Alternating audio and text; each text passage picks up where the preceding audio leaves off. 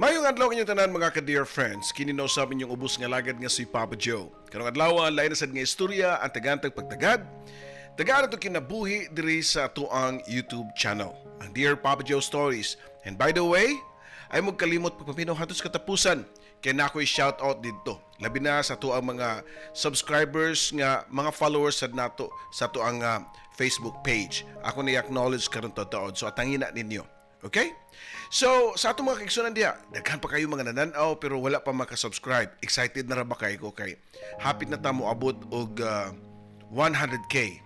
800 subscribers na lang ang kuwang. Dako kanang tabang ang inyong pagpindot sa subscribe button diha ug pag-click sa notification button para ma-notify mo sa mga bagong istorya. O sa mga nangita sa daan nga mga istorya, inyo sana siya makaplagan sa Katabi with Ate Gems. O kung ginahan na mo, ready na mo nga i-share ang inyong istorya sa kinabuhi, gugma o paglaom sad, pwede na nyo i-send sa papajoesuperb@gmail.com or i-check na lang ninyo ang video description below para makuha gud niyo ang kumpletong address sa tuang YouTube channel. So dito maglangay og ania na ang manindot nga istorya nga makuhaan na to og leksyon.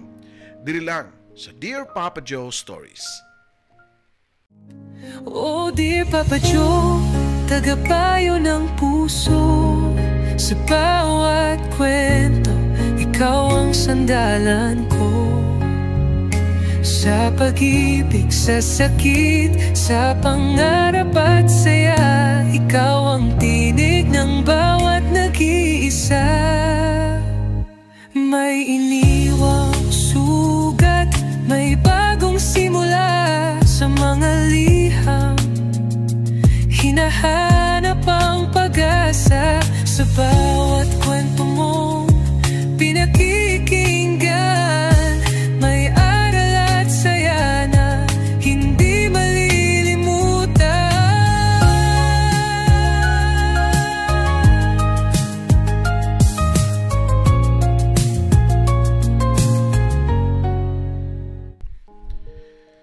Dear Papa Joe, mayong adlaw kanimo og sa tanan nga nagasunod nining nagbaniog na nimong YouTube channel, ang Dear Papa Joe Stories. 1K pa lang imong subscribers, apil na ko sa unang mga subscribers nimo. Pero naputol lang. Naputol ko sa pagsunod tungod sa kakulian nga di kapugngan. O karon, ania, nibalik ko pagpaminaw nimo kay nakahigayon man. Tawagan ako sa pangan nga Badex. 30 anyos na ang panuigon nga gikan sa kaliwat sa Masbate. 10 anyos pa lang ko diyang namalhin mi og puyo sa akong mga ginikanan sa northern part nga bahin sa Cebu, usa ka progressive nga probinsya. Napadpad mi dito nitong lugar kay negosyante si tatay og isda. Og tabang-tabang sad niya si mama. Duha mi kabuk man nagigsuon og si ate kay 15 anyos na niadtong panahona og siya'y tigbantay nako kumabot to ug moabot ko gikan sa eskwelahan. Kay medyo magabian man sa sinanay og uli. Unya si tatay biyahe-biyahe man kay Sunsoro. Mao na nga kanunay siya nga naa sa lansa, naa sa laod. Kanabang barko nga gagmay nga ginama sa kahoy Papa Joe. Mao na'y lansa. Gipadako jud ko sa kumang ginikanan nga matahuron ug matinabangon. In fact, sa bata pa ko kay active ko sa simbahan, isip usa ka sakristan. Paborito gud nako kay kanadyong moabot ang ting bakasyon kay makalaglaag yun ko sa mga bukid-bukid nga parte sa amuang lungsod. Para manirador, kuyog nako ang ako mga silingan nga mga bata pod. Sila ra nga ako mga suod kay wa man ko'y mga paryente diri kay sila si tatay ug nanay kay lumadman nga taga Masbate. Mayo man among kinabuhi sa una. Kay di magyud mi magutman. Kay na magyoy masubra si nanay ug kung padung naman gani di siya madubok kay buhaton dayon ni nanay og buwad. Si tatay sad mausad. Kung naay mahabilin sa banggera, sud-an na namo Papa Joe. Sa tara mga bata dito kay mustand out yun ko nilang tanan. Kaya ako ray medyo lahi og panit kay kasagaran sa akong mga kadua kay mga dark gyud kaayo ang ilang pamanit. Pero ako, puwa-puwa. Puwahon og pamanit pero ang akong panit nga matabunan sa init kay puti gyud. Kay si nanay na may dugong mistiso nga nakuha niya sa iya sa mga ginikanan nga gikan sad sa Tacloban. Sa batang edad nako niadto kamaon ako nga maibog. Nahayo sa kabata niadto nga gusto jud kay nako.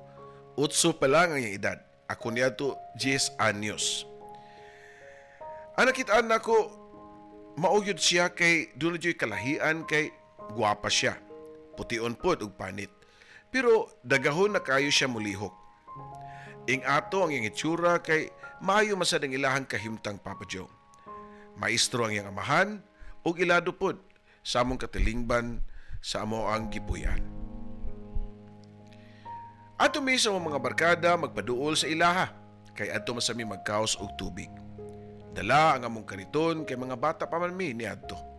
Mura ba og dala na lang sa duwa-duwa. Crush kayo nako siya og nasayod gyud ang mga barkada nako nga nakagusto ko ni Laila. Laila di ay ang iyang pangalan Papa Joe. Ug ako sa nahibaw-an sa mga manghud sa akong mga barkada nga mga babae nga type sa kuno ko ni Laila.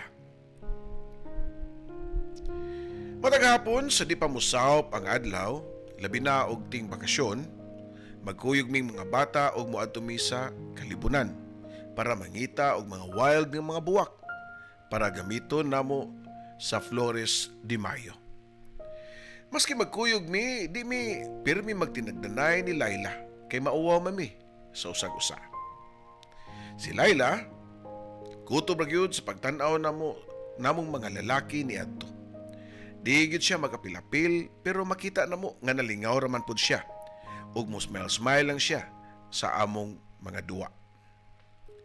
Labi na og makita mi og mga bungtod nga wa kayo bato, manguha dayon mi og lukay unya maoy among ihapin ug magsagirit-sagirit dayon mi gamit sad ang palwa.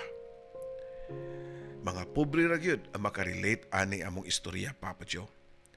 Mao na among sakyanan, lingaw na kay mistanan ni ana. Magbagot-bot good si nanay iniguli nako kay siya may taga-surse o tahi sa mga buslot sa akong purol. Tulin nga naglabay ang panahon Papa Joe. Ni-graduate nako sa high school ug si Laila kay second year pa. Nanunta nako nga mag-college kung asa man siya nag-high school si Laila. Kaya ang eskwelahan nga iyahang gitunghaan na amay high school ug naasay college. Nitong panahon na tagsan lang mi magkita ni Laila kay dako na biya mi og mga edad. Wa na itong mga duwa-duwa nga to sa banwa. Pero wa gyud siya mawa sa akong kasing-kasing. Kanon na siya kauban nako sa akong mga plano. Mao to nga usa ka adlaw ni ana Papa Joe, ako siyang nakitaan sa may plaza kay may practice man sila sa ilahang dance troupe. Wa na ko mauwaw ug akong giduol si Laila kung asa man siya nahimutang. Hi Laila, kumusta? Kaila pa ka nako? Matod ko pa, Papa Joe. Oo, kaila man kay silingan baya ta. Tubag pa niya. Pwede ba tikang maimbitar og snacks diya sa unahan? Ug sa kalit lang na ilalaki nga ni duol niya nga medyo mas maguwang pagani nako og leader sa ilang drum and bugle corps. Laila, nagusong ka diha. Pagandam na kay manlakaw na ta. Matud pa sa maong lalaki Papa Joe. Abigyud nako ug iyahang paryente o tiyo ba. Erwin, si Badix di ay among silingan. Nakitaan magugko niya diri mao nga nitimbaya siya nako diri. Matud pa ni Laila dungan sa pagingon nga, Buds, si Erwin, akong boyfriend. Papa Joe, mura yung gituok niya tong panahon na. Dungan sa pagdawat sa kamot ni Erwin, nga nakipaglamano pa diri nako. Sige bye Buds, una sa miha kay napamilakaw. Nakabiya na sila Papa Joe, sakay sa motor sa lalaki nga daan na gud kaayo. Pero kabaw na mo basta probinsya, kay sikat na ka kung doon na kay rides, maski pagani bisikleta. Nagpabili lang yapon ko sa plaza nga naghinuktok. Gusahay mabantayan nako ang pagpanlugmaw sa akong mga mata nga naay mga luha nga gusto na nga mag-suicide Papa Joe. Kay gusto nang matagak. Pero ako lang gipugngan. Wala sila yung mabasol aning nga sitwasyon na, kundi ako ra. Kay kung gisayo pa unta nako ug sulti niya, basin kami na unta ang manag-uyab karon. Mao na diha. Sakit kaya kung duga na to, Papa Joe. Nga naka-decide na lang ko sa akong kagalingon nga magpalayo na lang. Moto, akong giingnan ang akong mga ginikanan nga sa Cebu City na lang ko mong eskwela o college. Nidol ko ni nanay og nananghid. Nay, manangit ako ninyo ni tatay nga adto lang tako kang ati sa puyo sa syudad para adto lang ko mo eskwela o college. Papa Joe, wa man sa mo balibad si nanay. Kay matod pa niya nako nga, aw, mayo noon dong kay di sa kanako matagad kay diri. Uy, kay busy man kay ko sa pagpaninda og isda. Tubag pa sa akong inahan, Papa Joe. Pero sa tinuod lang, huway kasayuran sila si nanay og tatay nga ang rason nga nung mabiya ko dito kay nasakitan ko, broken hearted ko, nga ang akong crush ug akong gihigugma sukad pa pagkabata nako hangtod nitong panahona gipanag-iya na og lain. Sa paglabay sa pila ka tuig na akong stay diri sa syudad sa Sugbo, naka-adjust nako. Pero niabot sad sa punto nga kinahanglan nga mulahi na ko og puyo kay si ate naminyo na. May ko siyang bana, labi na og kung magkaanak na sila. Nagboard na ko ato, Papa Joe, hangtod nga usa ka bating balita ang niabot na ako nga si tatay daw nagkasakit. Nakinahanglan og dakong kantidad permi para sa iyang sakit sa kidney. Kinahanglan siya mo undergo kanunay og dialysis, Papa Joe. Gasto kaayo. Giingnan ko ni nanay nga muundang usa ko kay maglisod siya og suporta nako kay kuwang ra ang iyang kita sa pagpamaligya niya og isda. Og si Ate Sab di makapadayon og tabang nako kay tabangonon bud paya ang among tatay. Siya mo'y niabaga sad sa mga gastuon ni tatay, Papa Joe. Pero nihangyo ko ni mama nga di lang ko paundangon kay mas makatabang ko nila sa sitwasyon sa akong kurso nga engineering. Kay 5th year na biya ko ato. Kuwang na lang og usa ka sem, Papa Joe. Sa tinuod lang, di ko ganahan nga muli sa probinsya. Sa rason nga, di pagyud na ako madawat. Nga wa na ko maangkon ang ideal girl nako, Papa Joe. Usahay, mudalikyat ko sa mong probinsya para lang pagbisita ni tatay.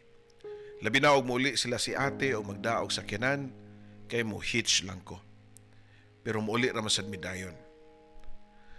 Bisag unsa na lang ang racket nga akong gisudlan, Papa Joe, og niabot ang time nga gani nag part-time ko pagka waiter sa gabi sa usa ka bar.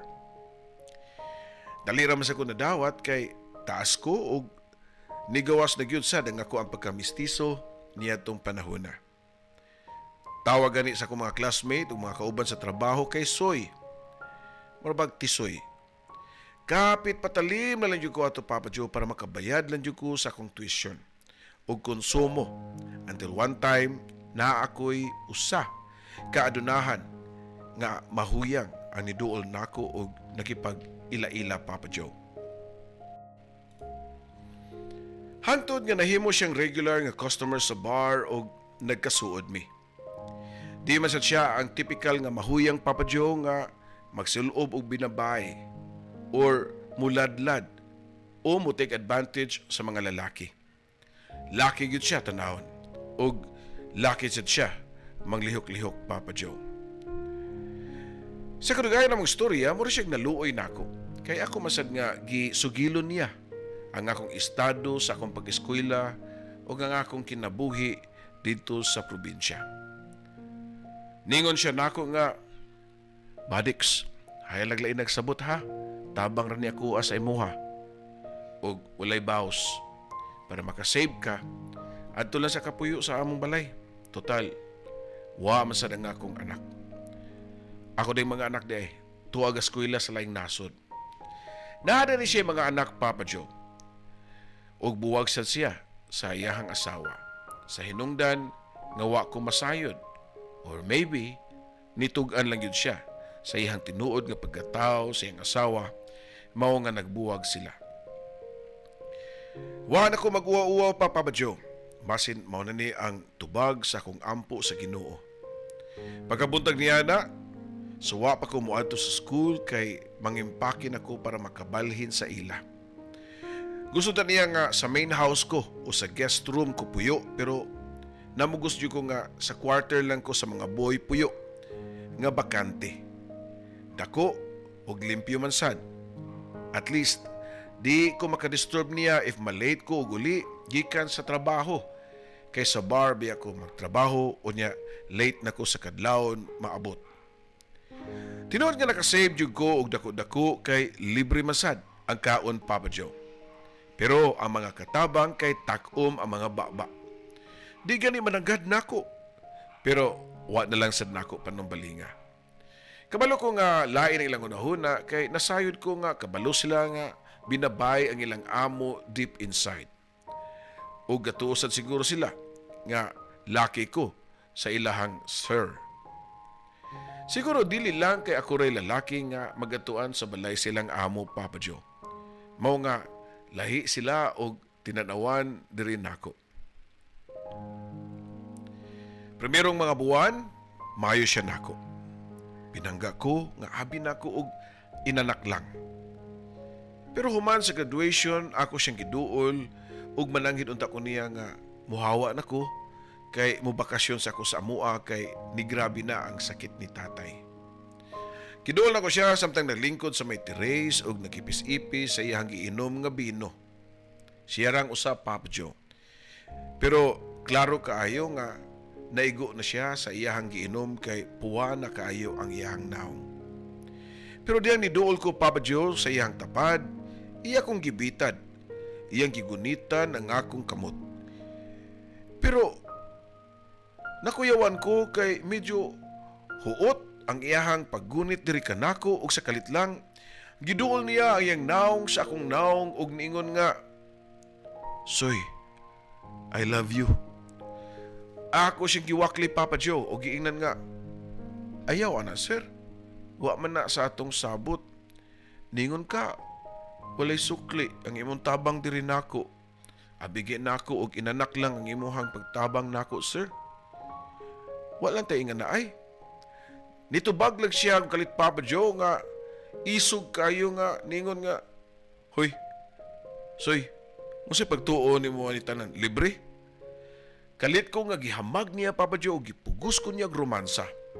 Og tungod kay nakainom naman siya, dali ko nalugnot og nidagan ko kusog kayo padung sa akong kwarter. Og dali na ko gikuha ang akong bag nga naandam na daan kay lagi unta manangin ko niya nga uli sa probinsya. Wa man jud ko'y plano gyud, Papa Joe, nga di sad mo balik kay napaman ko'y gibilin nga mga sinina. Pero niyatong panahon na gibit-bit na nako tanan. Nidiretso ko sa bar nga akong gitrabahuan ug nihangyo ko nga adto lang sa kumatug kay day off to nako, Papa Joe. Mao sa to ang time nga mananghid sa takusa sa akong gitrabahuan nga muundang sa akong trabaho. Ug sa kalit lang naay mga pulis nga niadto sa bar.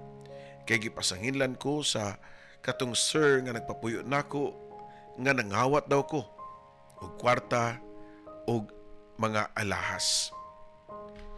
Napriso ko, Papa Joe. Dali kay nikatag ang balita, apil na sa among amo nga akong gitrabahuan nga bar nga nangawat daw ko. Samot ang uwaw nako. Nga kung makagawas ko, di na kumuli sa mua. Kay kawatan naman ang ilahang tanaw nako. Grabe ang akong sitwasyon, Papa Joe. Sud sa prisuhan niya to, Papa Joe, di ko katuo. Nganong nahitabo to nako nga buutan man unta ko pagkatao. Ang kalisod nga naa sa bilangguan di matabang, pero ako nang giantos. Init, alimuot, gahuot, o mubaw pa ka og likay-likay sa mga isog kaayo nimong mga kauban. Ana kabati pag yun Papa Juno kay tungod sa kaguol ni tatay sa nitabo nako nakapasamot sa iyahang sakit. Og niabot gyud ang panahon nga ni give up gyud siya. Ni santop gud sa kunahon na Papa Juno nga kung makagawas ko sa bilangguan kay paliko nako tong mahuyang nako nga sir nga namasangil nako nga nangawat ko kay kutluon na lang nako ang iyang kinabuhi. Puslan man naanad nako sud diri sa bilangguan Papa Joe. Pero wag na may tabo. Kay kasagaran manggod, basta masud ka sa bilangguan, makat-on man ka og basa og Biblia. Labi na nga way laing lingaw. May gani kay ang abogado nga nakuha sa akong igsuon kay igsuon ra sab siyang bana. Ug niabot gyud ang adlaw nga nabuhian ko Papa Joe. Kay wa may substantial evidence nga nagtumbok kanako nga nangawat ko. Ug wa naman sad mo padayon og kiha katong tawhana Papa Joe. Mao na nga na-dismiss ang kaso. Pero mao lagi na nakatilaw jud ko pagka piniriso sa taas-taas nga higayon. Pagawas na ko sa prisuhan, wa ko muli sa mua. Gikuhaan ko ni ate og boarding house kay atol man sad to nga ting review sa board exam sa akong kurso. Na-motivate yun ko pag-ayo ato Papa Joe. Ni resulta gyud ang pagkapasar nako sa board. Dali ra sa kayo ko nakakaplag og trabaho ug nakasuway gyud ko kinabuhing arang-arang Papa Joe. Gipatukuran namo og balay nga nindot si nanay sa among probinsya. Kaming duha ni ate ang tinabangay sa pinansyal ug dako-dako nga balay gyud ang among gipatukod para kung mamakasyon mi dito, kuyog ang among pamilya pohon. Unya masud raming tanan. Nakapalit na sa kong sakyanan Papa Joe. Kinsabay magdahom nga mautahitabo to kanako. Moto nga ako din gi-road test sa moa Papa Joe ang gidana kong sakyanan. Total, di na ko mauwaw. Kaya napamatud-an man sad nga wa ko'y sala ug usa na sad ko ka-professional. Pagabot gid nako sa boundary sa among lugar ni diretso ko sa plaza kundi dito ko na heartbroken. Wa ko magdahom nga kundiin ko nasakitan adto ra sa diay matambalan Papa Joe. Kaya naatlan ako ang usa ka babae nga naglingkod sa bench. Kuyog ang usa ka gamayng bata. Lahi na siya kay matured na. Pero makita gyapon nimo ang kaanyag sa iyahang dagway. Malipayon nga nagsudong sa gamayng bata nga nagduwa-duwa sa may fountain. Gipark nako ang akong sakyanan sa may likurang bahin sa bench sa babae ug wa man siya makakita nako dayon. Ug giduol sa nahihinay ang babae ug ako sang gitutukan pag-ayo sa kilid. Kung wa ko masayop, siya si Laila. Pero may anak na. Siguro anak to nila ni Sherwin. Papa Joe, kung ako tagsa-tagsaon, murag taas na jud kayo ni ang ako ang isa-isay no nga detalye. Dili ko ing ana kahapsay muda og suwat. Pero kung unsa may detalye sa nitabo nitong panahona, dili na lang nako kayo isuwat. But may bawaan ninyo ngano. That was years ago, Papa Joe. Si Laila di ay, to cut the story short, napamabdusan jud siya ni Sherwin. Sakto, anak nila ni Sherwin katong bata. Pero nibiya og nisibat sa obligasyon si Sherwin. Labi na nga gibaharan sad ni sa papa ni Laila. Iyang anak, iyang gibantayan sa plaza atong panahon na. Human ni gawa sa klase. Giyang ko ni Laila nako diyan nagstorya nami nga ako gyud kuno ang gusto gyud niya sukad pa sa una. Pareho day mi Papa Joe. Pero ni-give up lang ko. Pero di na ko mutugot pa nga mahitabo nga mabuhian pa nako siya pagbalik sa makausap pa. Kay siya gyud di ay ang tanan para nako. Ang natimban sa akong gugma. Karon Papa Joe, happy ko nga ibalita ninyo nga tulo na ang among mga anak. Da sa kamagwangan nga anak ni Laila nga ako maoy namatngunan og buot nga iyahasang amahan. Mayo ang pagkabutang og kami na nagpuyo sa balay nga gitagana unta namo kang nanay. Kay si nanay, tuwa naman, niapas na kang tatay. Papa Joe, daghang salamat kayo sa pagbasa ni muning akong suwat sa kinabuhi ug hinaot pa nga nalingaw ra mong tanan. Bitaw, sawa pa ko nagsuwat ani na ako sa gawas sa among loan namo. Ako ra ning gibalik-balikan og suwat, mao nga gitapulan na lang sad ko, Papa Joe. Kay sige pa taon og uyog-uyog diri sa amoa. Papa Joe, dinhi na lang kutob, kini ang imong silingan sa norte. Badex.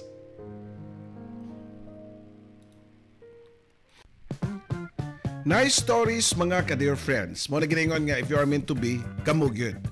Maski pa og unsa pa na inyong mga trials, maski pag unsa pa na mga problema og mga pagsuway nga maabot sa inyo kinabuhi, kung dunay gitagana gyud nimo, kamo gyud. Anyways, as promised, ningon ko nga shout out sa to ang mga followers sad sa FB, nga subscribers sad sa YouTube ug ubay-ubay yun ni ang ako ang i-shout out karon. So brace yourselves kay anian na ako nang i-shout out ang inyong pangalan. Shout out diay ni Julius Asugi, shout out sa ni Melvin Salvador nga taga Dawanon, Batulete nga paminawon gyud nila pirmi ang ato ang istorya. John Lee Carty, good morning. Cathy Traya Alquizola, Kat, daghang salamat sa pag-subscribe. Riza Orong Tura, and shout out ni Marivic Ocania, ni Mark Anthony Caballero, and ni Anthony Tautau Iscabillas. Daghang salamat sa inyong suporta sa ato YouTube channel. Eleuteria Tabugon, paborito ko no kay ni nila sa nga paminawon ang ato ang channel. Okay, daghang salamat ha. Louis Dagaas, daghang salamat. Bijona John, di ko matug magabi Papa Joe, di makapaminaw sa inyo ha. Wow. Jacqueline Ongke, good morning o good evening kung sa marasan mo ni nadunggan.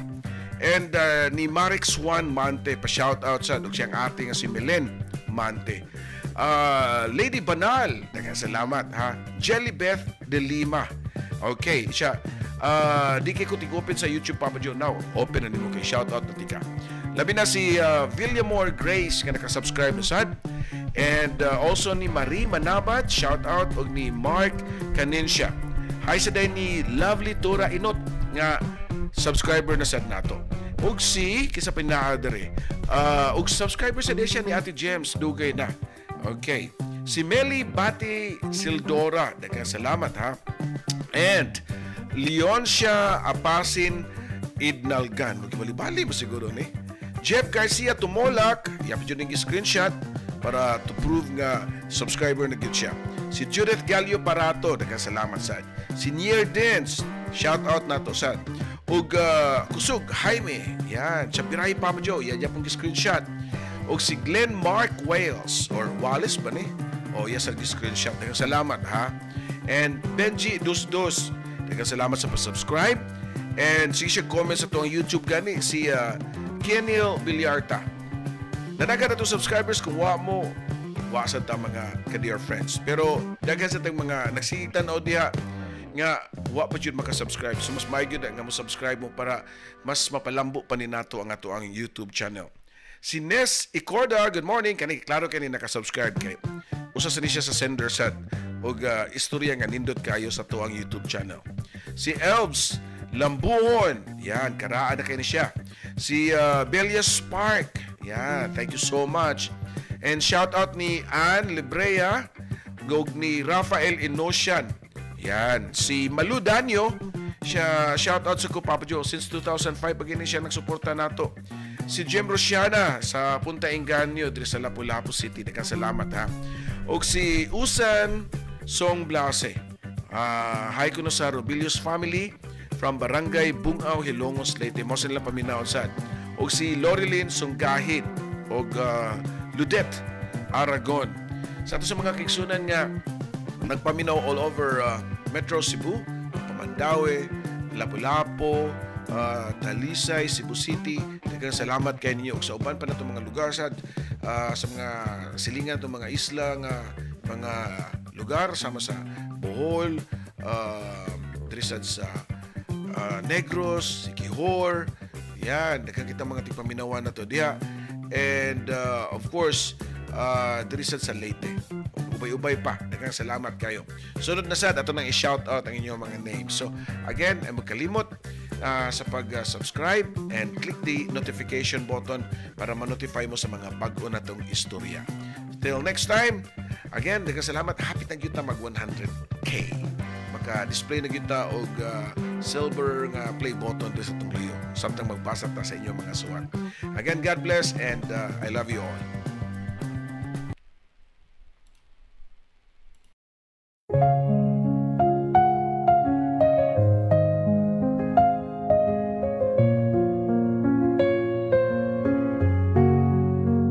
Sa bawat liham na aking sinulat, puno ng lungkot, saya at pangarap.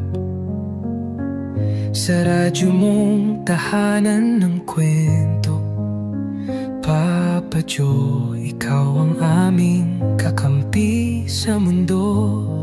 May luhang pumapatak, may ngiting bumabalik sa tinig mong kay lambing. Kami iyong pinapahid. Oh dear Papa Joe, tagapayo ng puso. Sa bawat kwento, ikaw ang sandalan ko. Sa pag-ibig, sa sakit, sa pangarap at saya, ikaw ang tinig ng bawat nag-iisa. May iniwang sugat, may bagong simula sa mga liham. Hinahanap ang pag-asa sa bawat kwento mong pinakikinggan. May aral at saya na hindi malilimutan.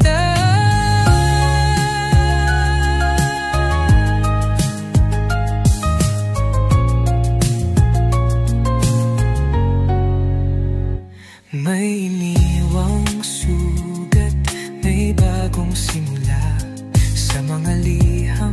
Hinahanap ang pag-asa sa bawat kwento mong pinakikinggan. May aral at saya na hindi malilimutan. May luhang pumapatak, may ngiting bumabalik sa tinig mong kay lambing. Kami iyong pinapahid. Oh dear Papa Joe, tagapayo ng puso. Sa bawat kwento, ikaw ang sandalan ko. Sa pag-ibig, sa sakit, sa pangarap at saya, ikaw ang tinig ng bawat nag-iisa.